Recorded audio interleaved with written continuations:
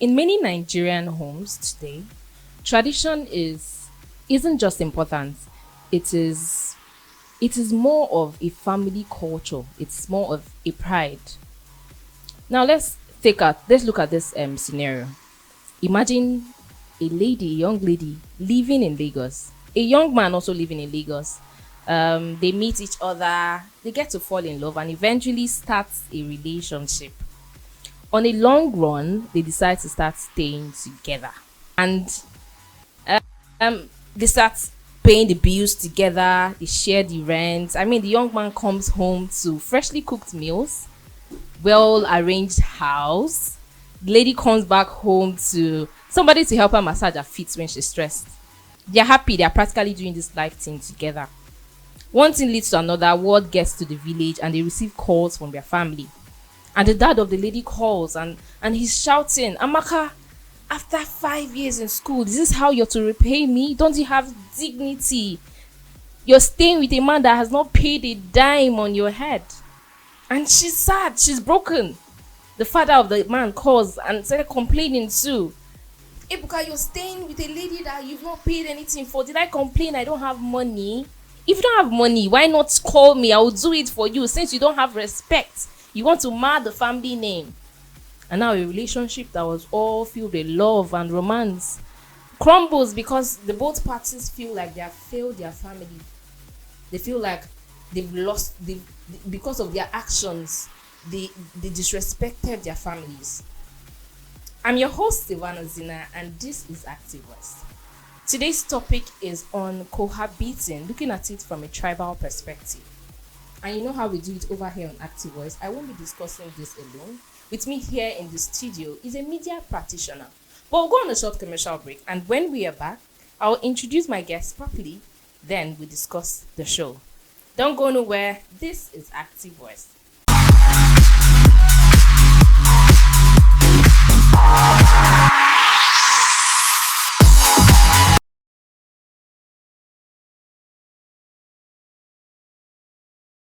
Welcome back to Active Voice, a podcast where real Nigerians discuss real issues boldly and unfiltered. Today's topic is on cohabiting, looking at it from a tribal perspective. And to discuss this with me here in the studio is Mr. Braid. Mr. Braid, welcome to Active Voice. Hello, Zina. It's such a pleasure. It's a pleasure to actually have you here in Active West. And today's topic is very sensitive and it's beneficial to not just young people, but to old people in our society today. And I would love if you're maybe a little bit less biased and be open when we are having this conversation. Would you do that for me? Okay, let's get right into it. So, in your own view, why do you feel like most tribes frowns at cohabiting, even when when the two partners plan on getting married later on? So cohabiting, first of all, we want to start from the base of culture and tradition. Religion is a huge part of culture. Okay. So we have Christianity, we have Islam. Yeah, and you know how our religion as Christians, because I'm a Christian, Okay. frowns at cohabiting. And it's not just the spiritual implication, it's also because there are real life consequences for cohabiting. Okay. Yeah, STIs, unwanted pregnancy, when these people are on radio and already Okay. traumas for broken relationships having about it. So that's why society and the family frowns at cohabiting, even if these people, Eventually want to want to get married. So that's why. Okay. So even if what if in the process of getting married, like you said, one of the reasons because of STIs and unwanted pregnancies, what if these persons are actually faithful to each other and there's no case of STI, and even if there's pregnancy, they eventually decide to get married? Is it still wrong? It is wrong. What's wrong is wrong. Let's be very frank. In the case of a pregnancy or unwanted pregnancy, it pulls you or it shows you you're not ready for. Okay. Right? So there's a lot of chaos with that. So I think what's wrong is wrong, culturally speaking, because I said earlier, religion is a huge part of our culture. So from that perspective, that's why we or society frowns at that. Okay. While growing up, I said maybe in the late 90s or during the case of our parents, we noticed that cohabiting wasn't that, rampant like it is now. Why do you think it's now rampant? Um, I stand to disagree with that point. Okay. So the thing is, we're in a very technologically advanced point in our lives or in our life, yeah. And so the internet via social media tends to put all of these things in our faces. I grew up in where I saw a lot of people cohabiting, Okay. unfortunately. So it's not because there is more cohabiting now and less during our parents' time. It's just that these days we tend to see more because of social media. You could go on WhatsApp and you check your friend's status and you see she's in a man's house and she's been there for 1, 2, 3 weeks. Okay. So you already have an idea. You're getting a message that you don't even want to get. So Facebook and the like. So it's based on the fact that there is social media, the internet, Okay. that's feeding us this message. Unlike our parents' dispensation, when there was literally no tool or no medium for us to know these things, Okay. do all of this survey, except from neighbor to neighbor. But now we can now see beyond our doorpost, or our Okay. neighbor's doorpost. You know, when you started you answered this particular question, you started with you stand to disagree. I also stand to disagree because I know social media is one thing. All right. While growing up, I know people were cohabiting, but it wasn't a thing of pride. People do it, but they hide it because they're not really proud of it. And it was not. Now go out, a girl of 13 years old is living with her boyfriend, So, and it feels like nobody's the one saying anything about it. Sometimes when I see this happen, I'm like, what are their parents saying about it? Doesn't she have a mom? Okay, let's forget about the parents. Her elder siblings. So internet has its own way, but I feel like right now it's more rampant. okay. I also want to say, generally as a people, as a society, Yeah. we have very low, not self-esteem. Our identity of ourselves is quite very low. Okay. Yeah, I'm saying that to see we copy or emulate a lot from the West. That's another Right. thing too. So look at our entertainers, our musicians. They want to sing like the West. They want to dress like the West. They want to emulate the same lifestyles. Those guys over there. So I think because again of the internet, social media, we now have more people who can now see what those other guys are doing Okay. and want to emulate that. So in their heads, it's fine. Every other person is doing it. Why can't I? They are cheering them on Yeah, now. understand. You Why- have why people should- that are actually cheering them why on. should the Nobody's guys do it? just few persons are actually telling them, it's So wrong. I think it's a sad situation, but yeah, that's those are like some of the Okay. reasons. So, as a Nigerian, you're a Nigerian, I am a Nigerian. Yes. So far, so good. Do you feel like there's any tribe that doesn't frown at cohabiting? Well, we have about 300 tribes in Nigeria. I'm not being in all of those tribes, but with the place I've stayed in and I've experienced, um, down here in the south, I think if you go outside of the south, you hear. I personally had a girlfriend one time, and my parents said, "Yo, you want to get married to when a man reverse man? Those people are promiscuous. Don't go, don't." Are they really promiscuous? So there are these stereotypes, Okay. right? So I'm saying, I think if you go to, I don't want to call, should I call state? Can I call state? Yes, you can. River State, Akwa Ibom State. You see children, like you mentioned earlier, young adults, teenagers, cohabiting with men, and their parents really do not mind. They really do not care. Yeah, unlike other states or other tribes like Yoruba, where their parents would literally pull you out from that place and make sure you put sense in your head. So I think it's not that they don't mind. It's just that I think their restrictions are a bit relaxed compared to other tribes. I know most persons used to say the Igbos actually frown at it too. Yeah. But I know as our last day while serving at Enugu, I was teaching SS classes and I had one particular girl I was talking to.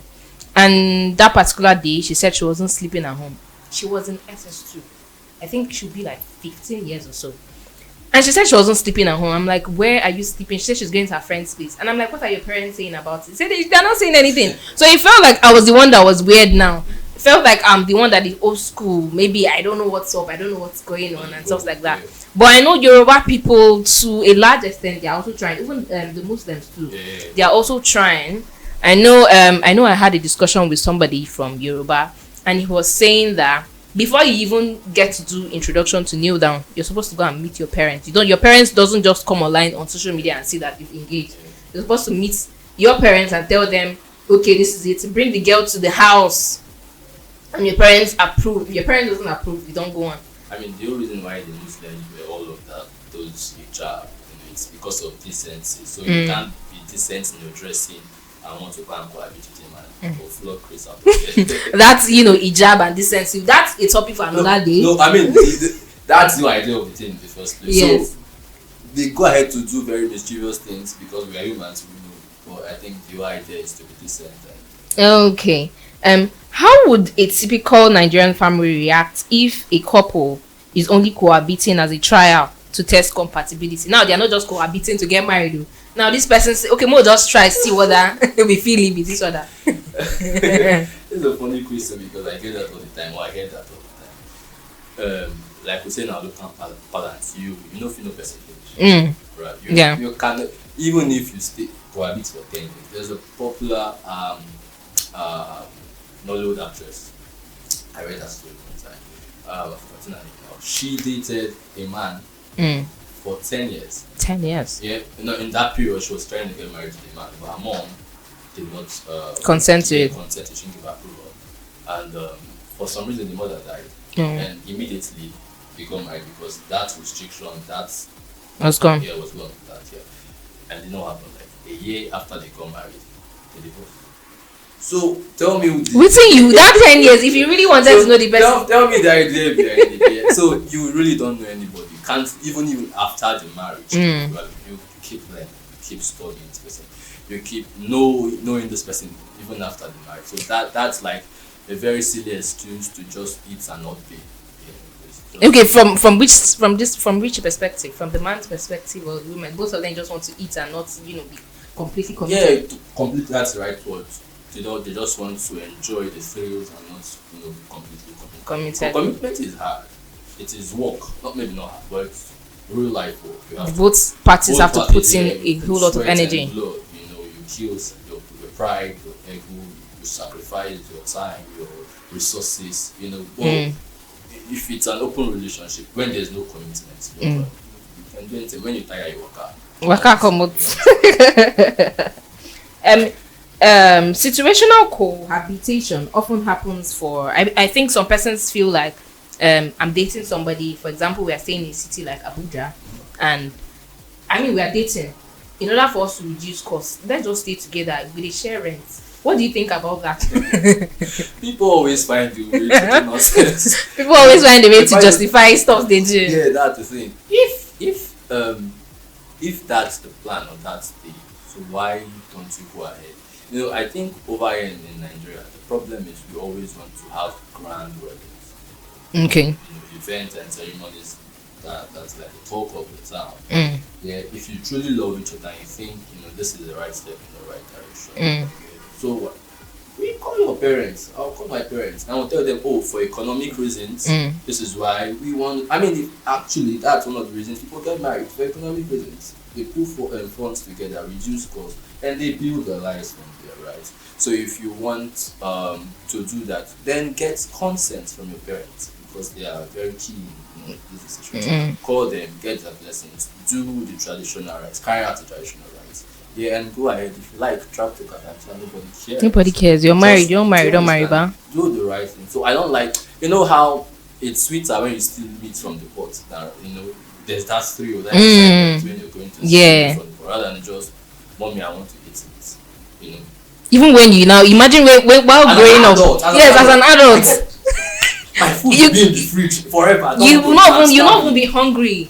Then that time you're in your parents' house, it feels like that one meat no go feed us. If they give you one meat, no go do you. That's the reason. So if you really think, for economic reasons, it's better for us, to pull funds together and stay together, get consent, get approval from your parents or whoever, or your guardian, if in case your parents are there. and you move ahead with your life. Simple and true. Everybody is happy. There is no, for religious people, you're not sinning against God, you're not sinning against man, you're not sinning against yourself. It's peace, and you go ahead and live very straight.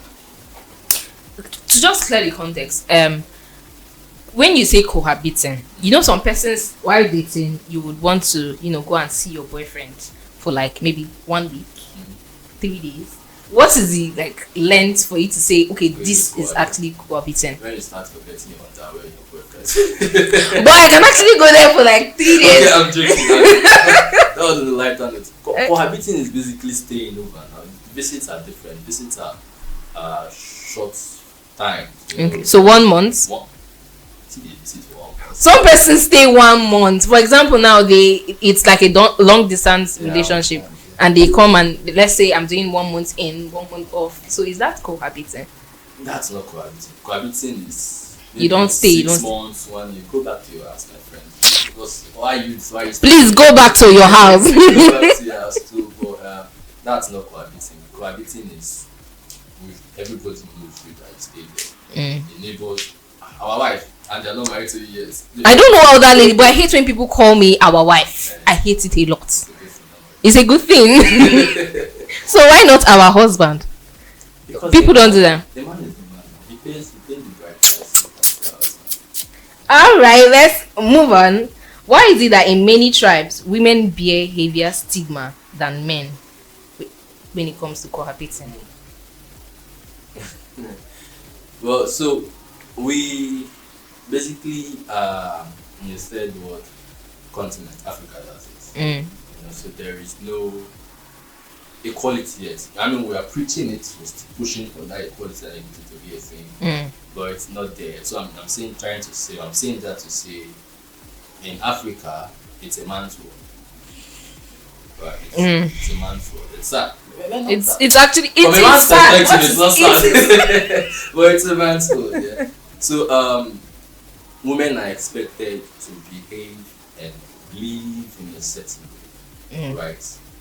They are expected to follow laid down rules, regulations, steps, and processes. So if a woman gets into a man's house without the man truly paying for her head or paying the rights, they'll think her to be loose. Okay. These are not good ones. They'll think her to be desperate. These are not good ones. They will think her to be a lot of other things. So that's why the backlash is heavier on the. But the man is also staying in the same house. That means he's loose too. No. He's also loose. Left your father's house. Okay, what if I am the lady now? It's my house that he actually comes to, and we now start paying it, paying the rent together. Harboring a man that is not your husband? Okay. Even in my house, I'm still being asked why I'm harboring a man. It's a man's word in Africa. So why are you harboring a man who has not paid the rights? Yeah. That's why I said. I also said the risks of what's the word? Desperation. Okay. So these are not when the woman is desperate. Yeah, it's not. Right. So I think that's why. Do you think in a long run this stigma will be lifted in a long run, or do you feel like we'll have to fight it for like in the next 5 to maybe 20 years? The way we are now as a people, or like in Nigeria or in Africa, we weren't like that 10, 20 years ago. So you feel like there's progress? Yeah, so they made certain progress from there, up until now. Yeah, so I think, just in the last elections, right? The woman became the local government chairman.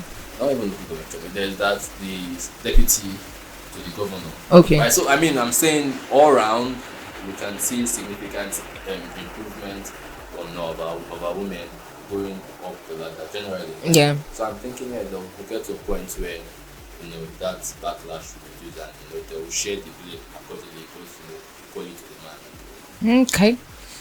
Because we're out of time, the last question now is: how do religion and tribal traditions reinforce each other in shaping attitudes towards cohabiting? Listen, you want to say that again?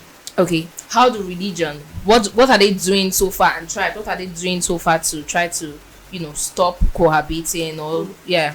Okay. Religion and tribe. I think it's just to put strict consequences, and then try to reiterate, um, basically put strict consequences. I heard somewhere in Bayelsa, I was having a conversation with a friend at the office, and she said, a lot of young people cohabit. Yes. And the king in that particular village said anybody that he sees that's not married, automatically you will get married. Once they see you, Okay, once you're living in somebody's yes, house. and you're not married, once they know that particular village. So, make very strict measures to ensure that people on that, then also on their whatever means, people should understand the consequences involved. Like I said, unwanted pregnancy. Are you ready to have a child? Some persons don't even care again. Do you have the resources to have a child? Do you understand that if this person is living with you in the house, it's probably not a responsible person? Because the same way is with you, without taking consent from your parents, you will go out and do another one. Or you see another man, I want to be married. Are you ready for that? You could not be polygamous. Say you're not even married. It happens. So there are a lot of consequences. So when the our parents, the society, our leaders reiterate these things, even STIs, this could also lead to I'm not even saying stuff because I'm saying HIV. Hepatitis, These ones that herpes that have no cure. Do you want to, and the trauma, because after you stay with a man for 5 years, 10 years, 11 years, oh 12 my years, God, and he doesn't eventually get married to you, you're scarred for life. For life. It takes the grace of, even God itself put you in a special hospital and make sure it takes the grace of God for you to come out from that. So these are the very debilitating issues that may rise up from that if they don't address it. Okay, so that's what the religion and tradition should put out there. So the church, via the church, the mosque, the shrine, whatever, should come out and say there are consequences, the real life consequences that could mar your life for real. Explain that to them. I think people have sense. Okay.